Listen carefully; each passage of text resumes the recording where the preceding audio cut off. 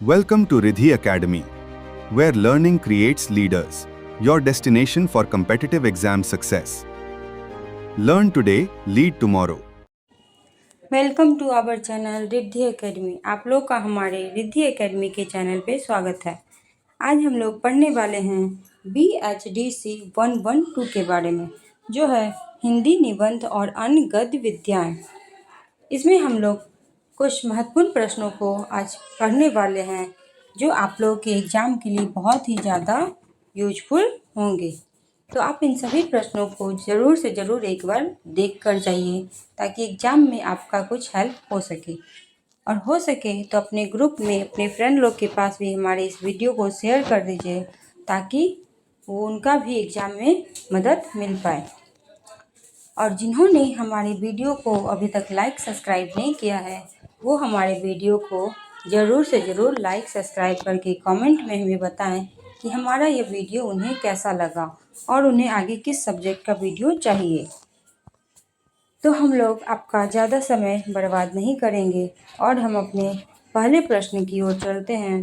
हमारा पहला प्रश्न है, निबंध के उद्भव और विकास पर प्रकाश डालिए। निबंध का उद्भव कैसे हुआ और उसका विकास कैसे हुआ, इस पे हमें प्रकाश डालना है।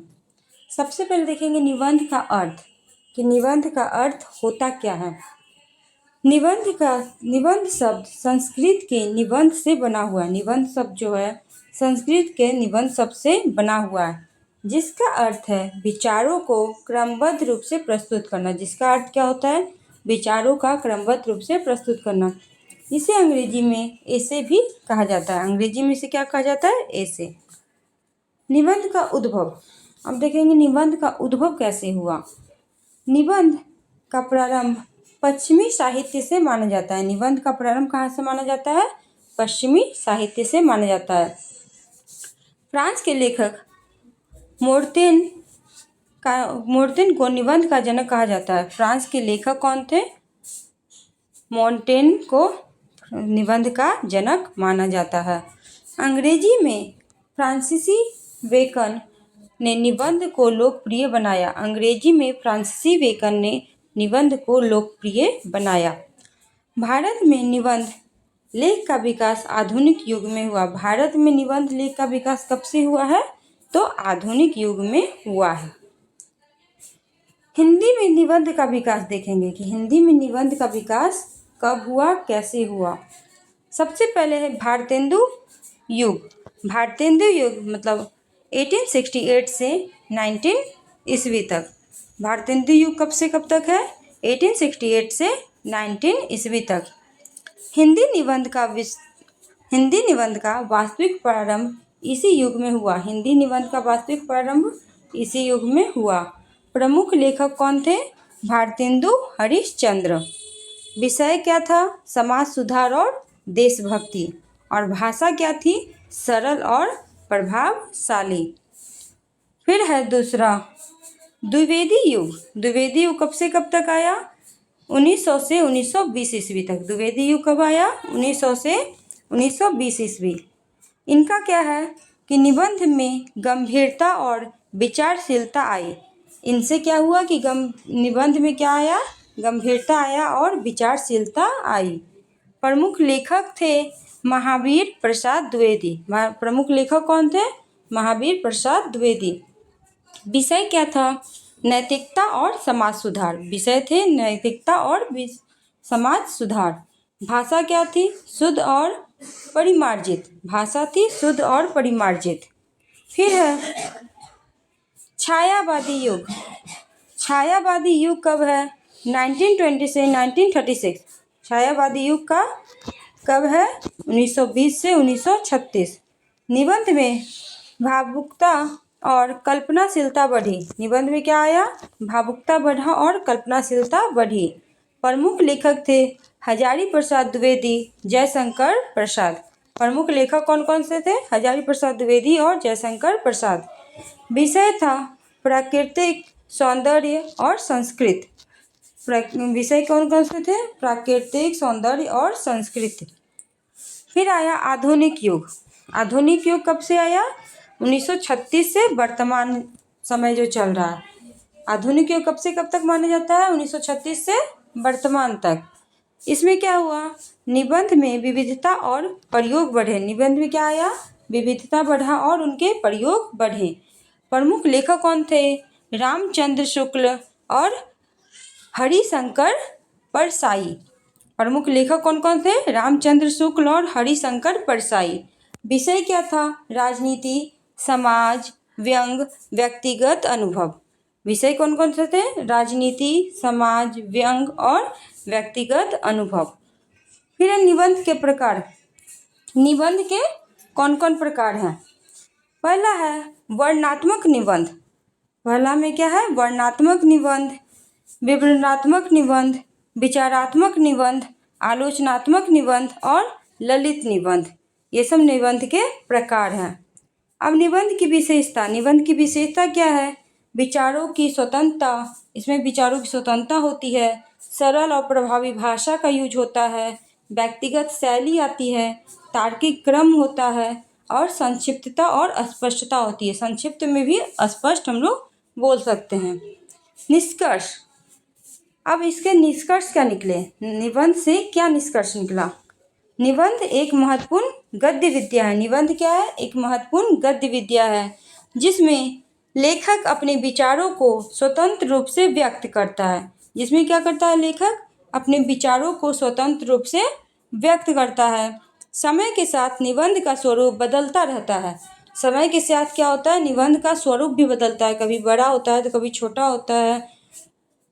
और आज यह साहित्य की एक समृद्ध और लोकप्रिय विद्या बन गई है। और आज क्या है? निबंध जो है साहित्य की एक समृद्ध और लोकप्रिय विद्या बन गई है। सेकेंड क्वेश्चन क्या है? सेकेंड क्वेश्चन में है मजदूरी और प्रेम निबंध की संरचना शिल्प को स्पष्ट कीजिए। मजदूरी और प्रेम निबंध की संरचना शिल्प को स्पष्ट कीजिए। सबसे पहले हम इसके देखेंगे प्रस्तावना। प्रस्तावना में क्या है? मजदूरी और प्रेम निबंध प्रसिद्ध लेखक रामचंद्र शुक्ल द्वारा लिखित एक महत्वपूर्ण निबंध है। मजदूरी और प्रेम निबंध किसके द्वारा लिखा गया है? रामचंद्र शुक्ल के द्वारा लिखित एक महत्वपूर्ण निबंध है।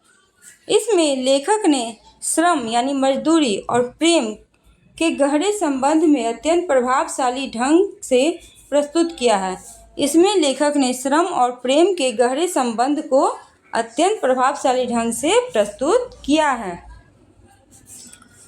इसी में है निबंध की संरचना, मतलब स्ट्रक्चर, कि निबंध की संरचना कैसी होनी चाहिए। सबसे पहले निबंध में भूमिका को दर्शाया जाता है, मतलब इंट्रोडक्शन दिया जाता है।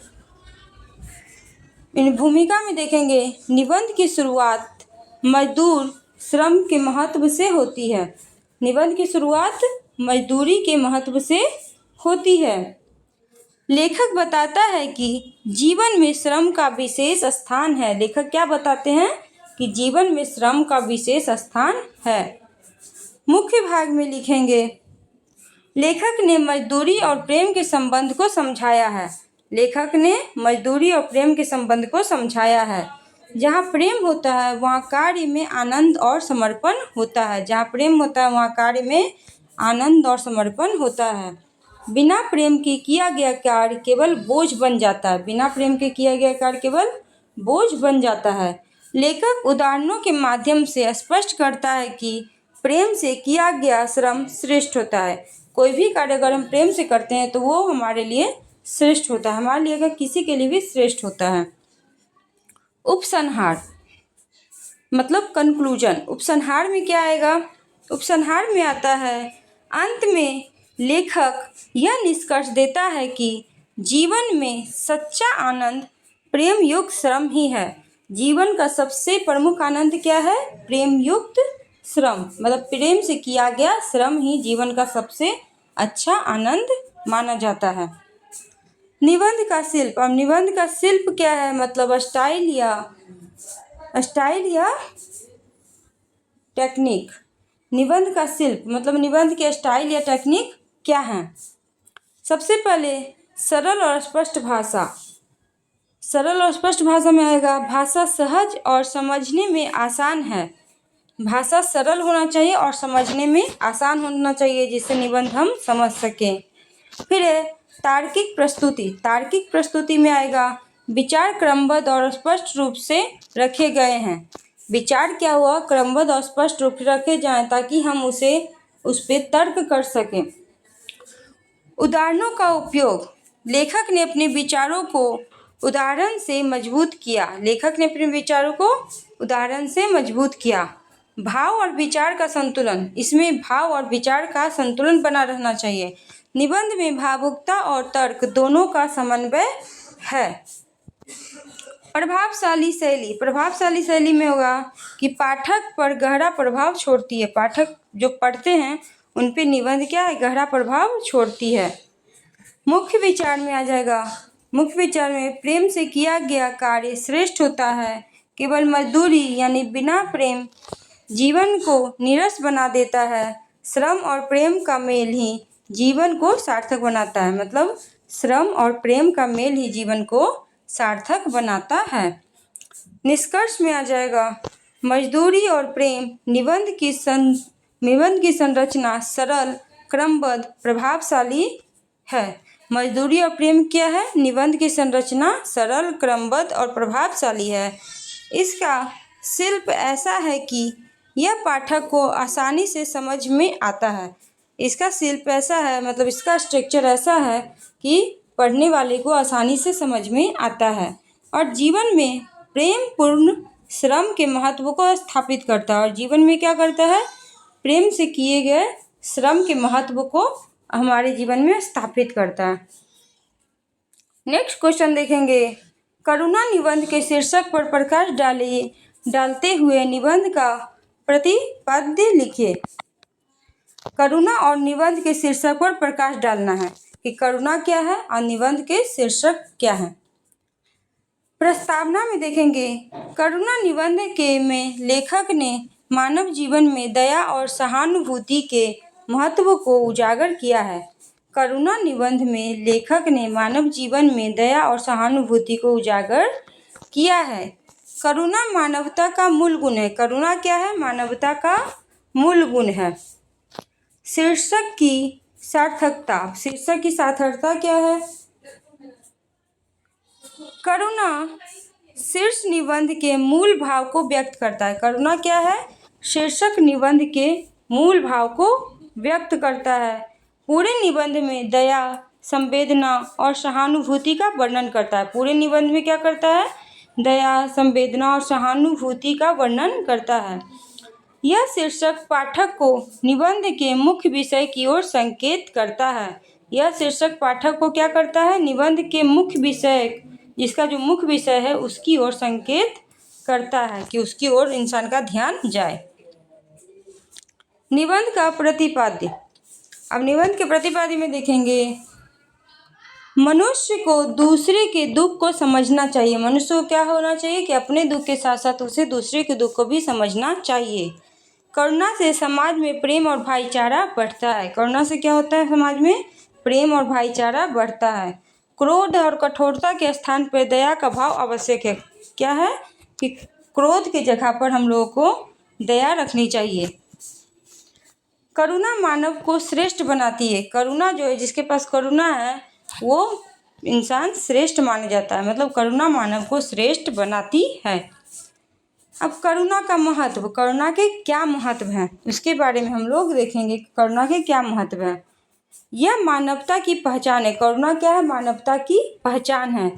समाज में शांति और सद्भाव बनाए रखती है। समाज में क्या करती है, शांति और सद्भाव को करुणा बनाए रखती है। दुख और कमजोरी लोगों की सहायता का आधार है। दुख और कमजोरी लोगों की सहायता का आधार बन जाती है।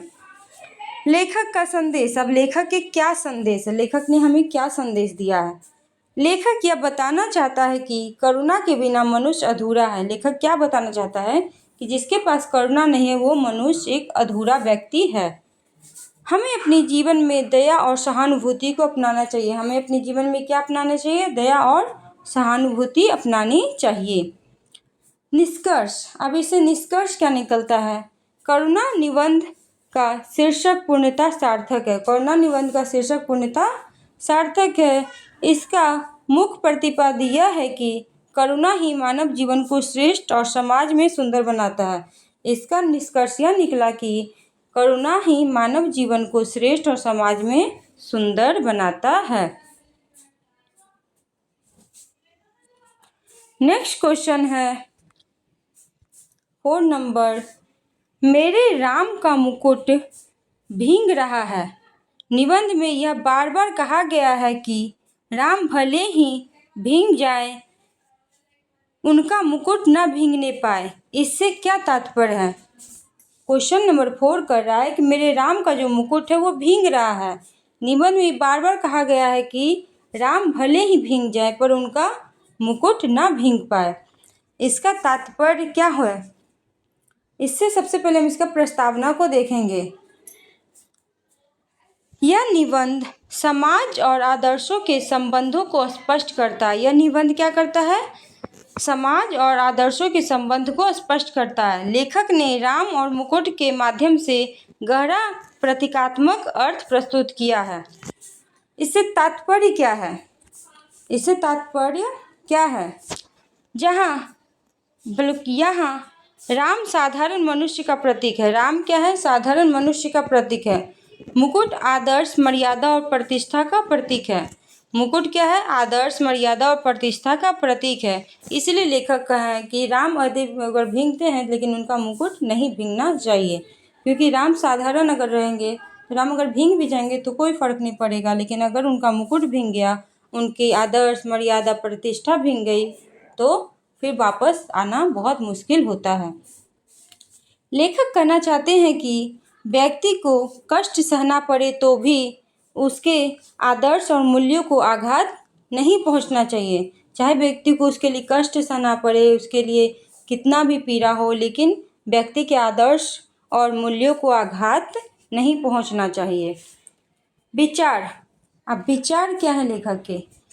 जीवन में कठिन परिस्थितियां आती रहती है। जीवन में जरूरी नहीं कि समय एक जैसा ही हो, कभी उतार कभी चढ़ाव, कभी कठिन परिस्थिति है तो कभी बहुत अच्छा है। तो जीवन में क्या होता है? कठिन परिस्थितियां आती रहती हैं। मनुष्य स्वयं कष्ट झेल सकता है पर अपने उच्च आदर्शों को नहीं छोड़ना चाहिए। चाहे मनुष्य को कितना भी कष्ट सहना पड़े, बट उसके जो आदर्श हैं, उसके जो विचार है, उसे मनुष्य को कभी नहीं छोड़नी चाहिए। समाज में सम्मान और मर्यादा बनाए रखना अत्यंत आवश्यक है। समाज में सम्मान और मर्यादा बना रहेगा तो लोग उनकी तारीफ करेंगे, उनकी प्रशंसा करेंगे। यदि आदर्श नष्ट हो जाए तो व्यक्ति का अस्तित्व ही समाप्त हो जाता है, और यदि आदर्श ही नष्ट हो जाता है तो व्यक्ति का अस्तित्व नहीं रहता, उनके बारे में फिर कोई बात नहीं करता। अगर जो व्यक्ति अपने आदर्शों पे चलता है उनके बारे में लोग तारीफ करते हैं कि ये व्यक्ति कैसा है, कितना अच्छा है, ये अपने आदर्शों का पालन करता है। लेकिन जो अपने आदर्शों पर नहीं चलता उसके बारे में फिर लोग बोलना भी भूल जाते हैं। लेखक का संदेश। लेखक क्या संदेश देते हैं? लेखक यह संदेश देना चाहता है कि जीवन में नैतिक मूल्यों और आदर्शों की रक्षा सबसे महत्वपूर्ण है। लेखक यह संदेश देना चाहता है कि जीवन में नैतिक मूल्यों और आदर्श की रक्षा क्या है? सबसे महत्वपूर्ण है।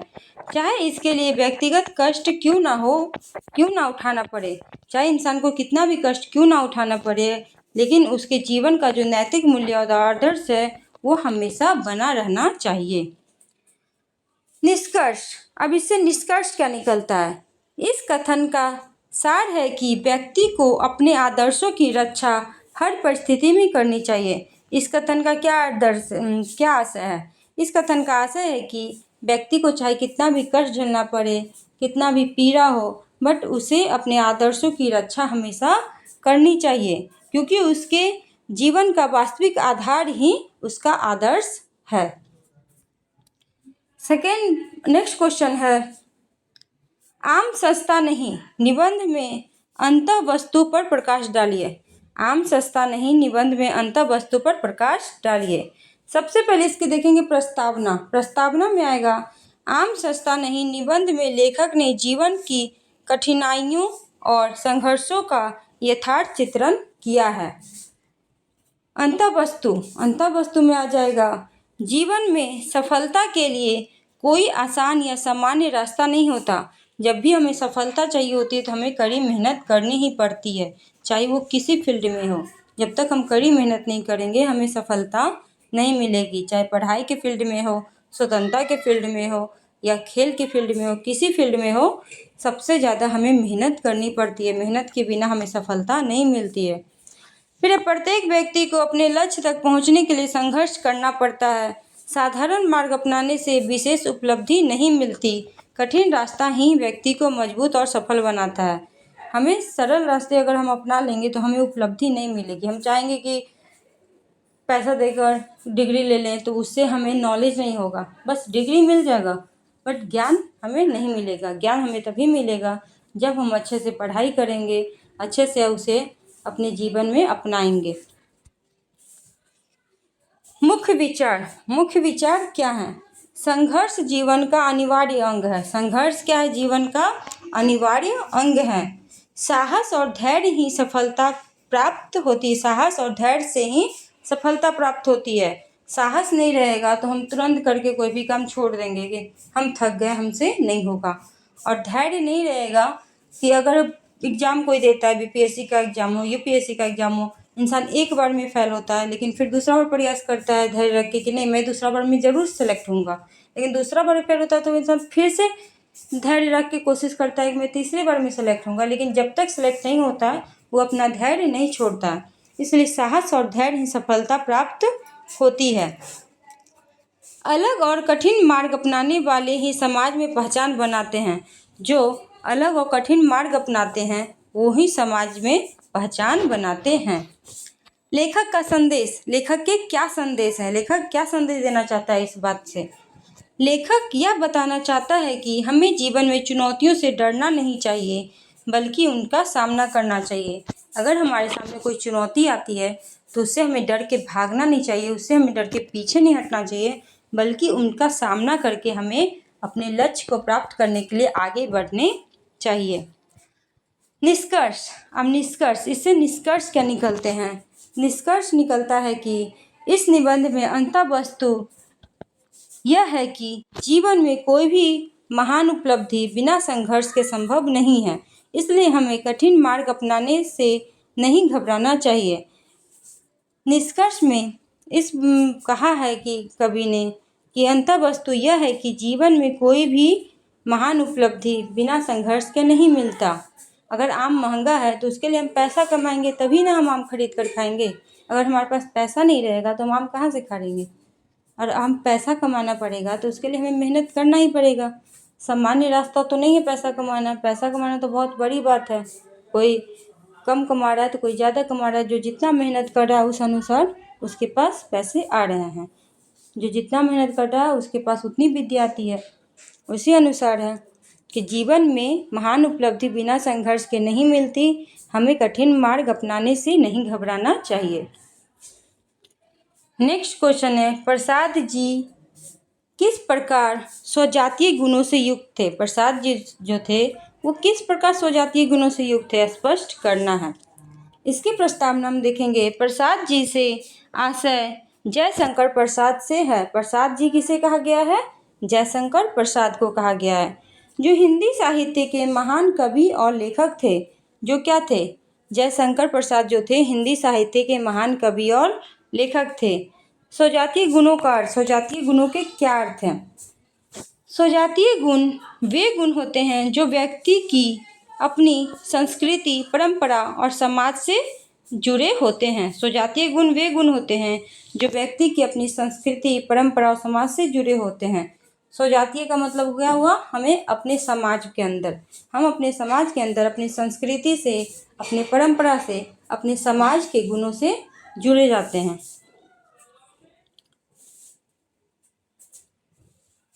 प्रसाद जी के स्वजातीय गुण। अब प्रसाद जी के स्वजातीय गुण कौन कौन से हैं? पहला है भारतीय संस्कृति के प्रति लगाव। अब भारतीय संस्कृति के प्रति उनके लगाव कैसे थे? उनकी रचनाओं में भारतीयता स्पष्ट झलकती है। उन्हें अपने भारतीय संस्कृति से बहुत लगाव था, इसलिए उनकी सारी रचनाओं में क्या है? भारतीयता स्पष्टता से दिखाई देती है। सरल और विनम्रता। वो क्या थे? एक सरल व्यक्ति थे और विनम्र रहते थे। उनका व्यक्तित्व अत्यंत सरल और सहज था। उनका व्यक्तित्व कैसा था? अत्यंत सरल और सहज था। फिर है आध्यात्मिकता। अध्यात्म के प्रति उनके विचार कैसे थे? उनके विचारों में गहरी आध्यात्मिक भावना थी। उनके विचारों में गहरी आध्यात्मिक भावना थी। फिर संस्कृति चेतना। उन्होंने भारतीय इतिहास और संस्कृति को महत्व दिया था। वो क्या किए थे? भारतीय इतिहास को और उनकी संस्कृतियों को महत्व दिए थे। फिर संवेदनशीलता। वे मानव भावनाओं को गहराई से समझते थे। वो क्या करते थे?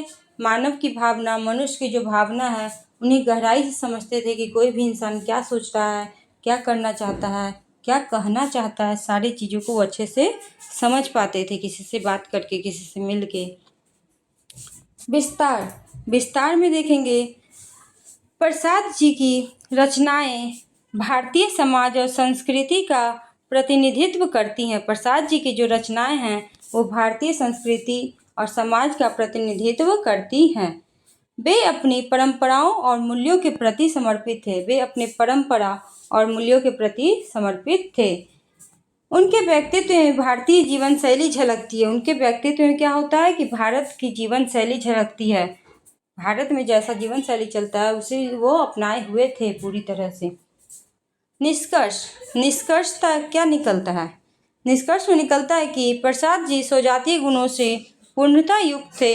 उनकी रचनाओं और व्यक्तित्व में भारतीय संस्कृति, परंपरा और मानवीय मूल्यों का सुंदर समन्वय देखने को मिलता है। निष्कर्ष में निकलता है कि प्रसाद जी जो थे वो पूरी तरीके से स्वजातीय थे। उनकी जो रचनाएं हैं, जो भी रचना उन्होंने की हैं, जितनी सारी, वो सारी रचनाएं क्या थे? व्यक्तित्व में क्या थे? भारतीय संस्कृति, परंपरा और मानवीय गुणों का सुंदर समन्वय देखने को मिलता है उनकी रचना में। नेक्स्ट क्वेश्चन है, रजिया के व्यक्तित्व की विशेषताएं लिखिए। रजिया के क्या व्यक्तित्व थे? उनकी विशेषता के बारे में हमें लिखना है।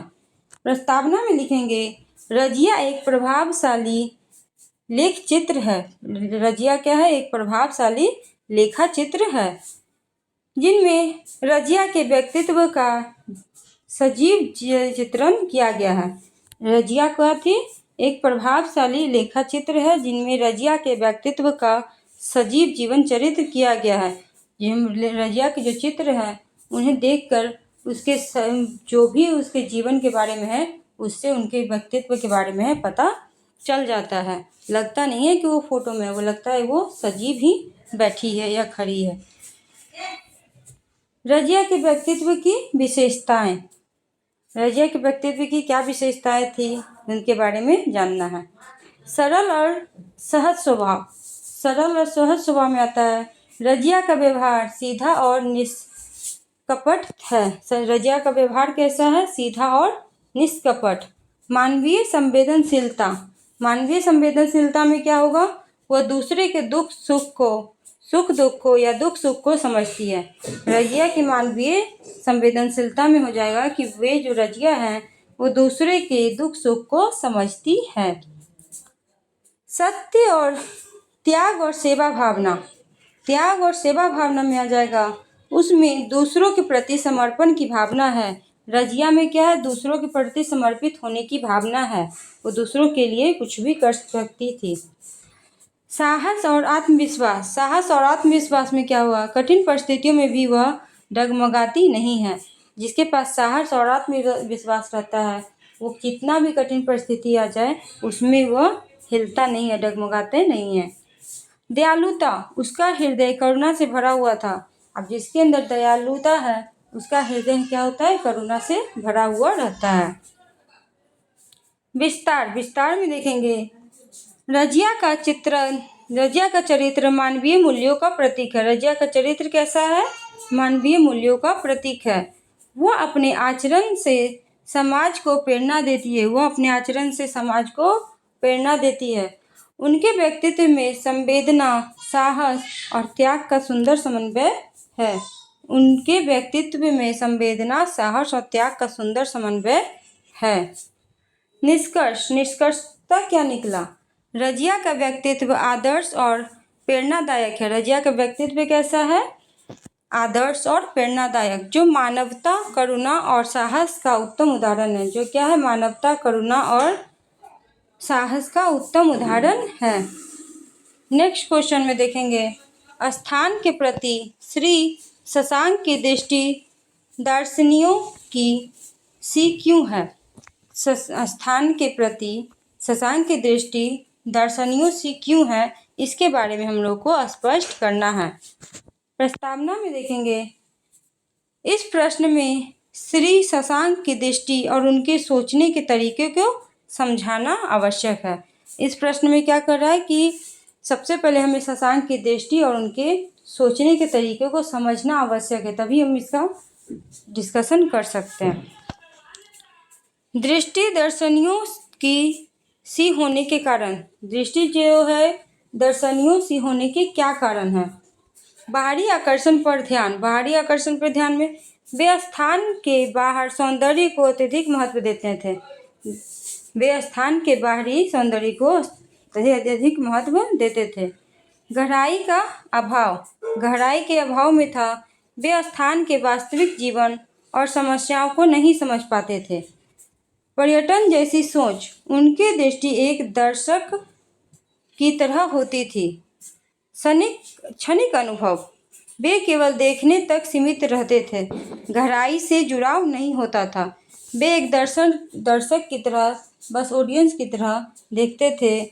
उनमें उतनी गहराई नहीं होती थी कि वो गहराई से समझ सकें।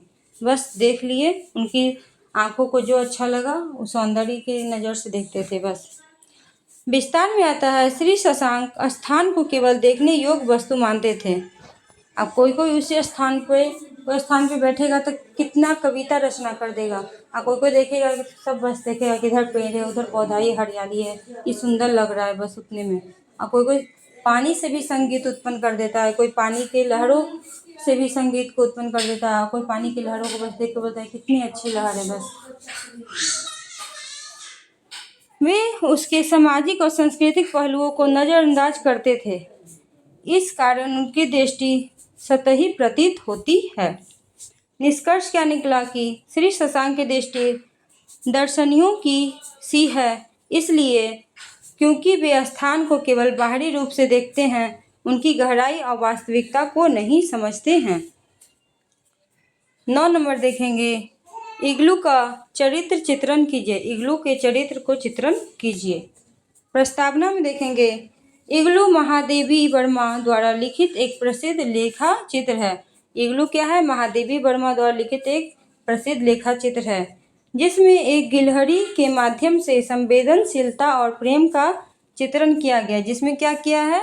एक गिलहरी के माध्यम से संवेदनशीलता और प्रेम का चित्रण किया गया है। इग्लू का चरित्र चित्रण, इग्लू का चरित्र चित्रण कैसा था? चंचल और सक्रिय। इग्लू क्या थी? चंचल और सक्रिय में देखेंगे, इग्लू अत्यंत फुर्तीला और चंचल स्वभाव का है। इग्लू जो है गिलहरी का व्यवहार है, गिलहरी का नाम बताया गया उसमें, जो क्या है? अत्यंत फुर्तीला और चंचल स्वभाव का है। प्रेमपूर्ण, वह लेखिका के प्रति गहरा स्नेह रखता है।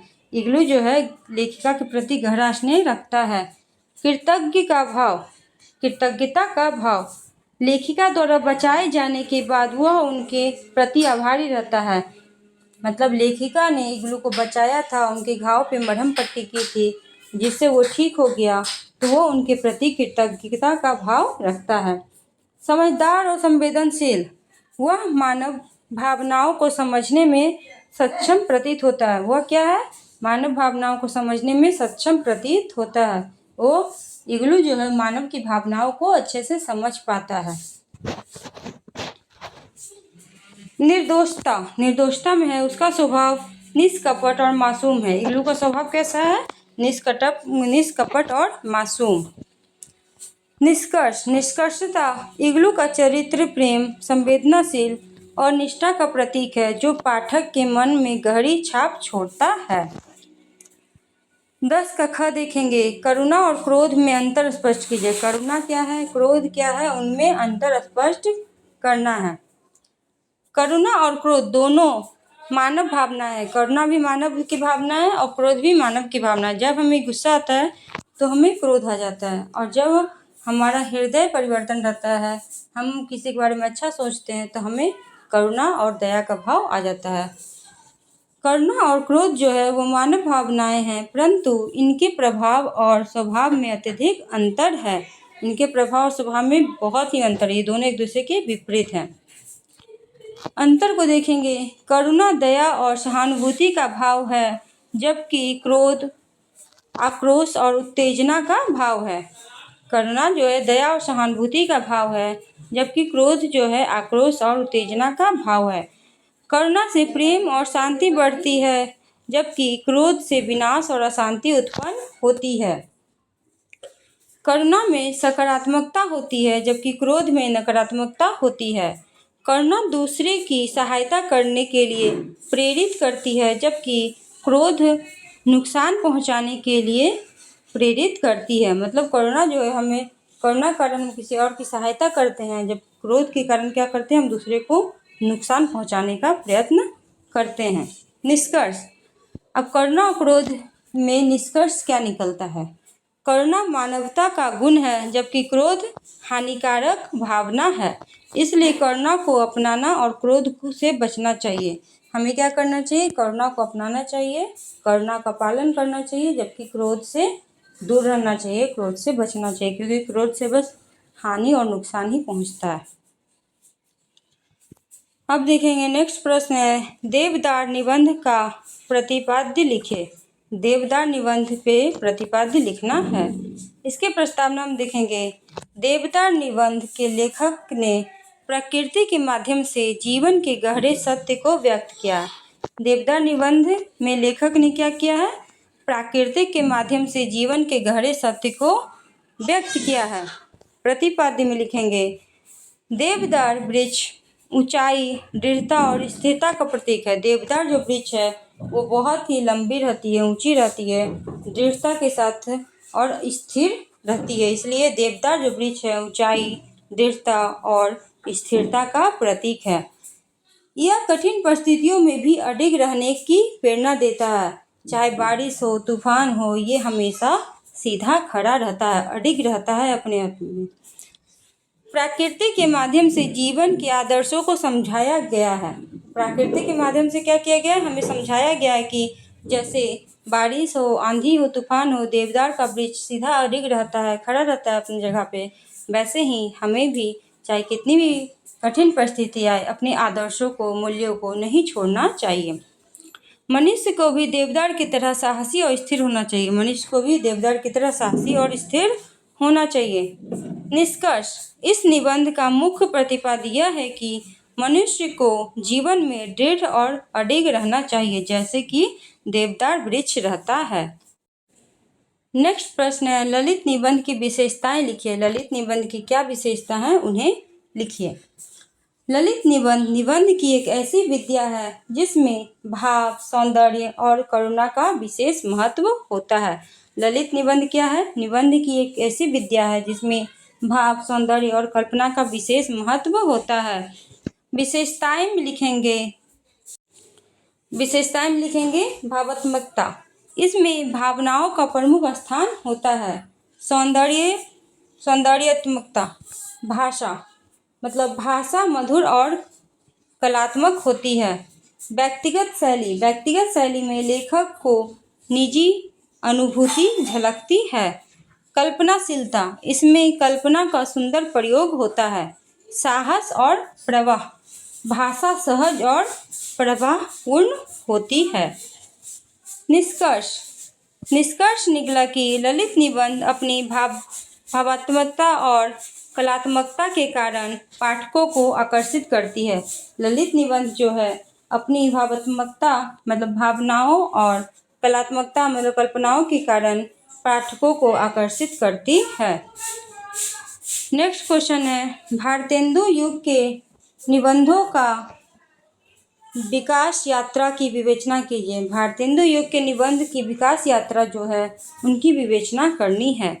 फिर भारतेंदु युग हिंदी के निबंध के विकास का प्रारंभिक और महत्वपूर्ण चरण है। भारतेंदु युग जो है हिंदी निबंध के विकास का सबसे पहला और महत्वपूर्ण चरण है।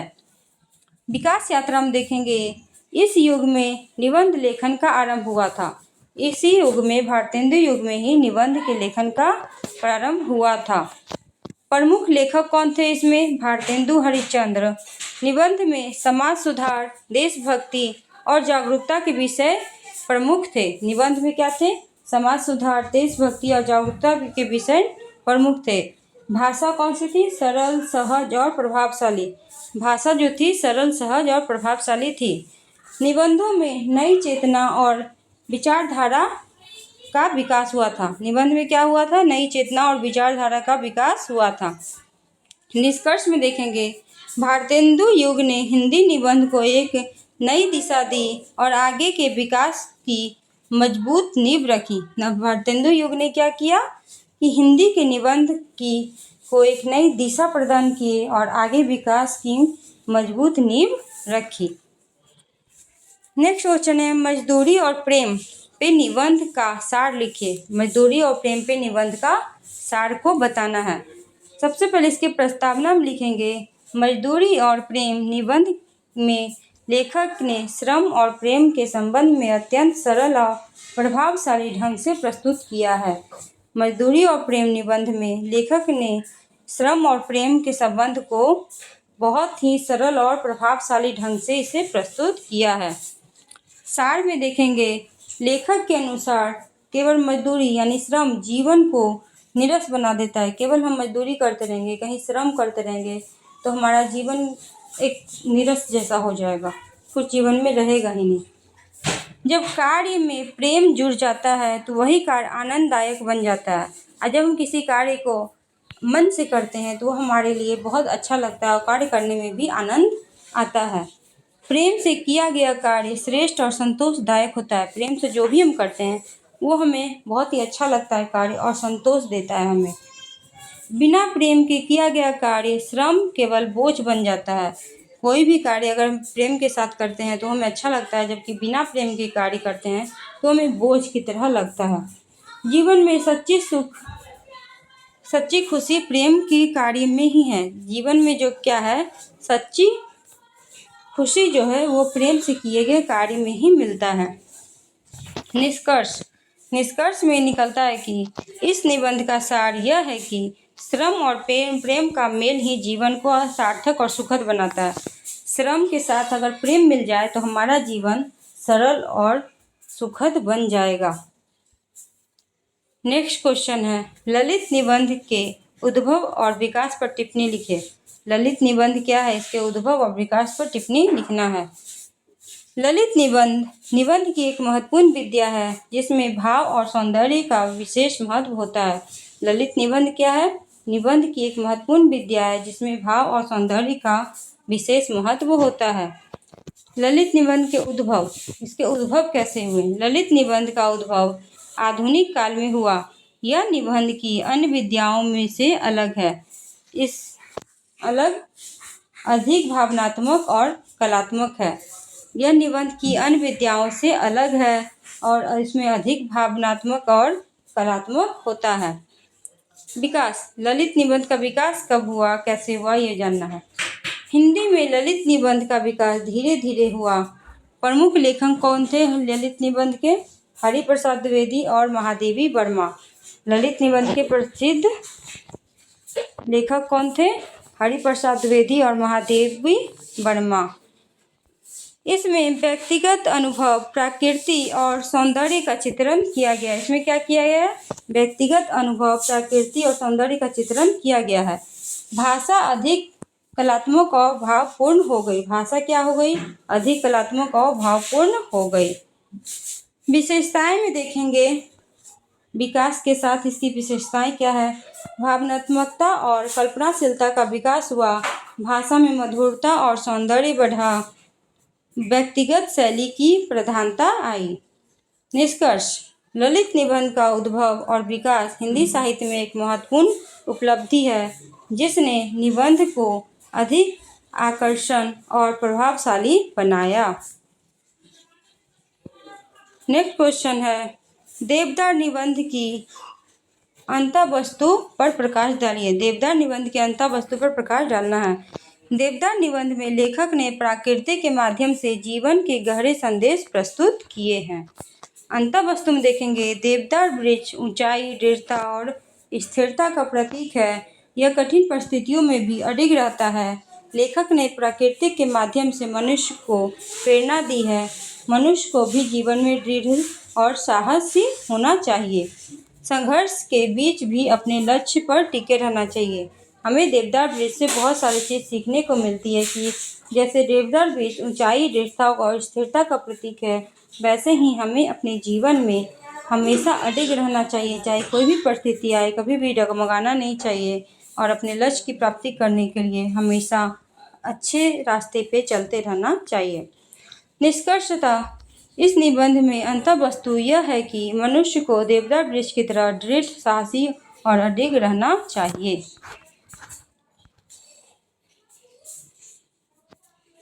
नेक्स्ट क्वेश्चन है, मेरे राम का मुकुट भीग रहा है। निबंध का केंद्रीय भाव क्या है? साथ ही निबंध के शीर्षक की सार्थकता भी स्पष्ट कीजिए। इसमें सबसे पहले हम इसके प्रस्तावना को लिखेंगे। यह निबंध प्रतीकात्मक शैली में लिखा गया है, जिसमें राम और मुकुट के माध्यम से जीवन के आदर्शों और मूल्यों की रक्षा का संदेश दिया गया है। केंद्रीय भाव है, राम सामान्य मनुष्य का प्रतीक है और मुकुट क्या है? उनके आदर्श और मर्यादा और प्रतिष्ठा का प्रतीक है। जीवन में परिस्थितियां कठिन हो सकती है, व्यक्ति कष्ट सह सकता है, पर उनके आदर्श सुरक्षित रहने चाहिए। लेखक यह बताना चाहता है कि मनुष्य को अपने मूल्यों और नैतिकता से समझौता नहीं करना चाहिए। चाहे कोई भी परिस्थिति आए, हमें अपने मूल्यों और नैतिकता को हमेशा बरकरार रखना चाहिए। आदर्शों की रक्षा ही जीवन का सबसे बड़ा कर्तव्य है। आदर्श की रक्षा ही जीवन का सबसे बड़ा कर्तव्य है। शीर्षक की सार्थकता। शीर्षक की सार्थकता क्या है? शीर्षक पूरे निबंध में भाव को संक्षेप में प्रस्तुत करता है। मुकुट भीगना आदर्शों को नष्ट होने का प्रतीक है। लेखक यह संकेत देता है कि व्यक्ति स्वयं कष्ट झेल ले, पर उसके आदर्श को क्षति नहीं होनी चाहिए। इसलिए यह शीर्षक पूर्णतः उपयुक्त और सार्थक है। निष्कर्ष यह निकलता है कि निबंध का केंद्रीय भाव यह है कि जीवन में आदर्शों और मूल्यों की रक्षा सर्वोपरि है और शीर्षक उसी भावना को प्रभावी ढंग से व्यक्त करता है। नेक्स्ट क्वेश्चन है, महाकवि जयशंकर प्रसाद पाठ के आधार पर साहित्य में संस्मरण के महत्व पर प्रकाश डालिए। इसमें हम सबसे पहले लिखेंगे प्रस्तावना। संस्मरण साहित्य की एक महत्वपूर्ण विद्या है, जिसमें लेखक अपने अनुभवों और स्मृतियों को प्रस्तुत करते हैं। संस्मरण क्या है? साहित्य की एक महत्वपूर्ण विद्या है, जिसमें लेखक अपने अनुभवों और स्मृतियों को प्रस्तुत करते हैं। संस्मरण का महत्व। संस्मरण की क्या महत्व है? यह अतीत की घटनाओं और व्यक्तियों को जीवंत रूप में प्रस्तुत करता है। यह अतीत की घटनाओं और व्यक्तित्व को जीवंत रूप में प्रस्तुत करता है। जैसे अतीत में कुछ बीत गया है तो उसे लगेगा कि जैसे ही वर्तमान में वो चल रहा है। पाठक को ऐतिहासिक और सांस्कृतिक जानकारी प्राप्त होती है। पढ़ने वाले को ऐतिहासिक और सांस्कृतिक दोनों जानकारी इससे प्राप्त होती है। लेखक के व्यक्तिगत अनुभवों से प्रेरणा मिलती है। लेखक के जो व्यक्तिगत अनुभव है वो पढ़ने से पाठकों को प्रेरणा मिलती है। किसी महान व्यक्ति के जीवन और व्यक्तित्व को समझने में सहायता मिलती है। प्रसाद जी के संदर्भ में। अब प्रसाद जी के संदर्भ में देखेंगे कि क्या है। प्रसाद जी के संस्मरणों में उनके व्यक्तित्व, स्वभाव और जीवन शैली का परिचय मिलता है। उनके माध्यम से उस समय की सामाजिक और सांस्कृतिक स्थिति का ज्ञान होता है। वे भारतीय संस्कृति और साहित्य के प्रति समर्पित थे, जो संस्मरणों में स्पष्ट होता है। निष्कर्षतः संस्मरण साहित्य में महत्वपूर्ण स्थान रखते हैं, क्योंकि वे अतीत को जीवंत बनाते हैं और पाठकों को प्रेरणा प्रदान करते हैं। फिर नेक्स्ट क्वेश्चन है, रजिया रेखाचित्र की प्रासंगिकता लिखिए। प्रस्तावना में लिखेंगे, रजिया एक मार्मिक रेखाचित्र है जिसमें मानवीय मूल्यों और संवेदनाओं का चित्रण किया गया है। प्रासंगिकता में लिखेंगे, यह आज के समाज में मानवता और करुणा के महत्व को दर्शाता है। रजिया का चित्र त्याग, सेवा और प्रेम का प्रतीक है।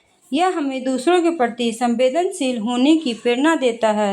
समाज में बढ़ती स्वार्थ प्रवृत्ति के बीच यह रचना मानवीय मूल्यों को याद दिलाती है। विस्तार। रजिया का जीवन संघर्षपूर्ण होते हुए भी प्रेरणादायक है। उसका चित्र समाज के लिए एक आदर्श प्रस्तुत करता है। निष्कर्षतः रजिया रेखा चित्र आज भी उतना ही प्रासंगिक है, क्योंकि यह मानवता, करुणा और त्याग जैसे मूल्यों को स्थापित करता है। नेक्स्ट क्वेश्चन है, संस्मरण का अन्य साहित्यिक विधाओं से क्या संबंध है? संस्मरण का अन्य साहित्यिक विधाओं से क्या संबंध है, विवेचना कीजिए। संस्मरण एक ऐसी साहित्यिक विधा है जिसमें लेखक अपने अनुभवों और स्मृतियों को अभिव्यक्त करता है। अन्य विधाओं से संबंध है आत्मकथा से संबंध। दोनों में लेखक अपने जीवन के अनुभव लिखता है। फिर है जीवनी से संबंध। किसी व्यक्ति के जीवन का वर्णन दोनों में मिलता है। निबंध से संबंध। संस्मरणों में विचार और अनुभव दोनों होते हैं जो निबंध से जुड़े होते हैं। कहानी से संबंध।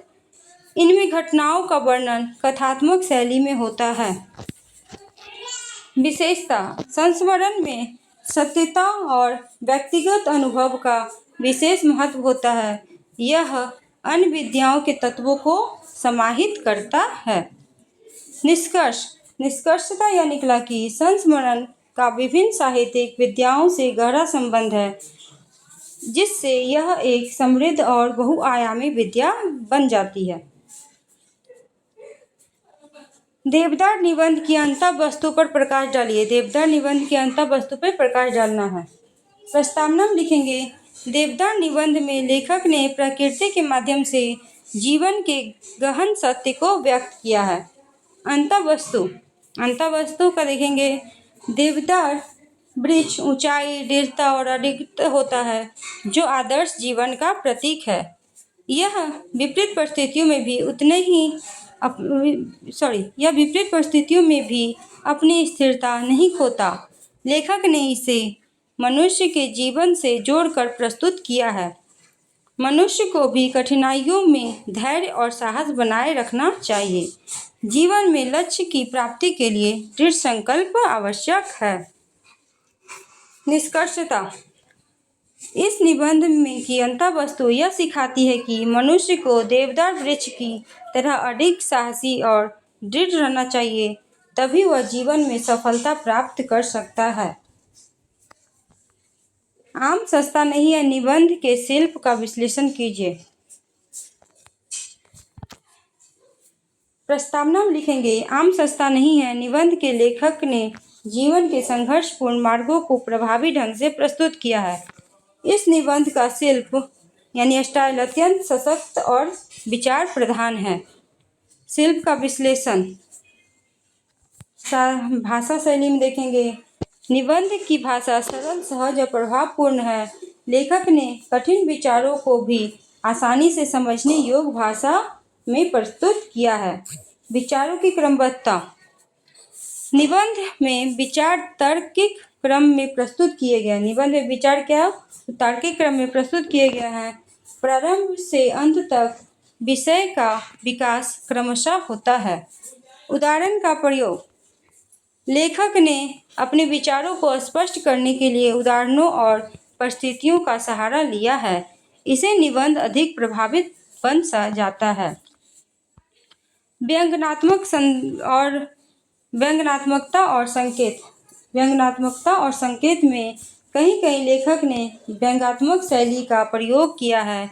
इसके माध्यम से समाज में कमजोरियों को उजागर किया गया है। प्रभु उत्पादकता क्या है? निबंध पाठक को सोचने के लिए प्रेरित करता है। इनमें जीवन के यथार्थ का सजीव चित्रण है। निष्कर्ष। इस निबंध का शिल्प सरल होते हुए भी अत्यंत प्रभावशाली है। लेखक ने भाषा शैली और विचारों को संतुलन से इसे उत्कृष्ट बनाया है। निष्कर्ष में निकलता है कि इस निबंध का शिल्प सरल होते हुए भी अत्यंत प्रभावशाली है, लेकिन लेखक ने भाषा, शैली और विचारों के संतुलन से इसे उत्कृष्ट बनाया है। नेक्स्ट क्वेश्चन है, महाकवि जयशंकर प्रसाद पाठ के आधार पर काशी में होली के बाद होने वाले महोत्सव का सविस्तार वर्णन कीजिए। अब काशी में जो होली उत्सव मनाया जाता है, मतलब काशी में जो होली के बाद होने वाला उत्सव मनाया जाता है, उसको सविस्तार बताना है। प्रस्तावना में लिखेंगे, महाकवि जयशंकर प्रसाद पाठ में काशी की सांस्कृतिक झलक प्रस्तुत की गई है। महाकवि जयशंकर प्रसाद पाठ में काशी की सांस्कृतिक झलक प्रस्तुत की गई है। इसमें होली के बाद होने वाले महोत्सव का विशेष वर्णन मिलता है। अब होली के बाद महोत्सव का वर्णन देखेंगे। महोत्सव का वर्णन क्या है? होली के बाद काशी में बुढ़वा मंगल नामक महोत्सव मनाया जाता है। कौन सा होली के बाद मनाया जाता है महोत्सव? बुढ़वा मंगल नामक महोत्सव मनाया जाता है। यह उत्सव अत्यंत हर्षोल्लास और धूमधाम से मनाया जाता है। यह उत्सव जो है अत्यंत हर्षोल्लास और धूमधाम से मनाया जाता है। मुख्य विशेषता हम देखेंगे, सांस्कृतिक वातावरण। पूरे शहर में उत्सव का वातावरण होता है। लोग संगीत, नृत्य और उत्सव में भाग लेते हैं। गंगा तट का दृश्य। अब इस समय गंगा तट के क्या दृश्य होते हैं? गंगा नदी पर नावों की सजावट की जाती है। गंगा नदी पर क्या है? नावों की सजावट की जाती है। लोग नाव में बैठकर उत्सव का आनंद लेते हैं। संगीत और मनोरंजन। विभिन्न प्रकार के गायन, वाद्य कार्यक्रम आयोजित किए जाते हैं। विभिन्न प्रकार के गायन और वादन कार्यक्रम जो है वो आयोजित किए जाते हैं। कलाकार अपनी कला का प्रदर्शन करते हैं। सामाजिक एकता। इस महोत्सव में सभी वर्गों के लोग भाग लेते हैं। यह सामाजिक एकता और भाईचारे का प्रतीक है। महत्व क्या है? इस महोत्सव के होने के क्या महत्व है? यह उत्सव काशी की समृद्धि, संस्कृति, परंपरा को दर्शाता है। यह उत्सव क्या है? काशी की जो समृद्धि, संस्कृति और परंपरा को दर्शाता है। लोग में जीवन में आनंद और उत्साह भरता है। लोगों के जीवन में आनंद और उत्साह को भरता है। निष्कर्षतः होली के बाद काशी का यह महोत्सव सांस्कृतिक, सामाजिक, धार्मिक दृष्टि से अत्यंत महत्वपूर्ण है। होली के बाद काशी का यह जो महोत्सव है सांस्कृतिक, सामाजिक और धार्मिक दृष्टि से अत्यंत महत्वपूर्ण है, जो काशी की विशिष्ट पहचान को उजागर करता है।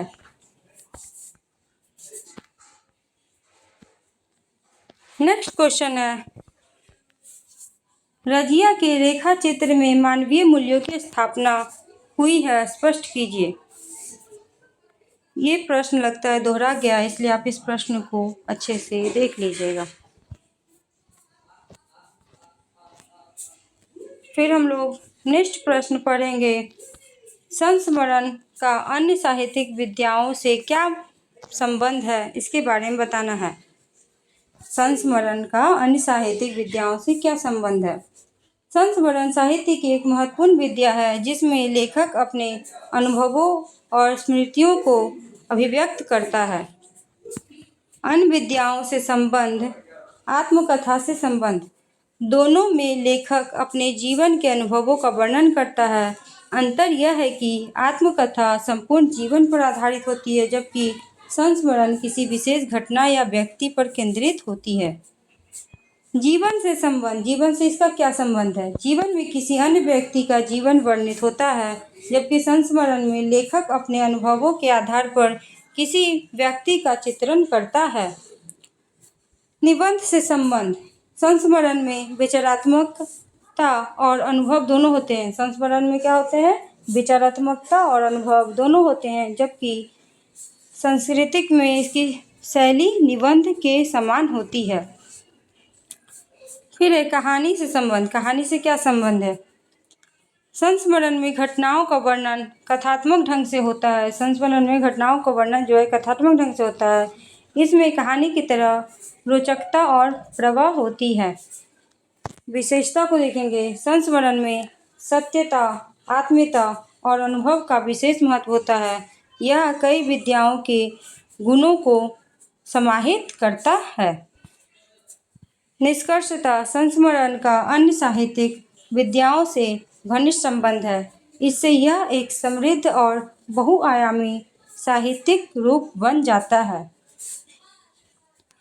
नेक्स्ट क्वेश्चन है, आचार्य शुक्ल की निबंध शैली पर प्रकाश डालिए। अब आचार्य शुक्ल जो है उनकी निबंध शैली पे हमें प्रकाश डालना है। प्रस्तावना में लिखेंगे, आचार्य रामचंद्र शुक्ल हिंदी साहित्य के महान निबंधकार और आलोचक थे। उनकी निबंध शैली अत्यंत प्रभावशाली और विशिष्ट है। निबंध शैली की विशेषता क्या है? गंभीरता और विचारशीलता। उनके निबंध गहरे विचारों और गंभीरता से युक्त होते हैं। वे विषय का गहन विश्लेषण करते हैं। तार्किकता। उनके लेखक में तर्क और प्रमाण का विशेष महत्व होता है। सरल और स्पष्ट भाषा। उनकी भाषा सरल परंतु प्रभावशाली होती है। वे कठिन विषयों को भी सहज रूप से प्रस्तुत करते हैं। आलोचनात्मक दृष्टि में आ जाएगा, वे विषय का विश्लेषण आलोचनात्मक दृष्टि से करते हैं। उनकी शैली में वस्तुनिष्ठता दिखाई देती है। प्रभु उत्पादकता। उनके निबंध पाठकों पर गहरा प्रभाव डालते हैं। उनके विचार करने के लिए प्रेरित करते हैं। वे विचार करने के लिए भी प्रेरित करते हैं। निष्कर्षतः आचार्य शुक्ल की निबंध शैली गंभीर, तार्किक और प्रभावशाली है, जो हिंदी निबंध साहित्य को समृद्ध बनाती है। तो फ्रेंड, हमारा ये वीडियो यहीं ख़त्म होता है। आपको ये वीडियो कैसा लगा, अपनी राय हमारे कमेंट बॉक्स में ज़रूर दें और हमारे चैनल को लाइक, सब्सक्राइब और शेयर करते रहें। Thank you for watching this video. Thank you for watching this video. For complete exam preparation, subscribe to Riddhi Academy. Learn today, lead tomorrow.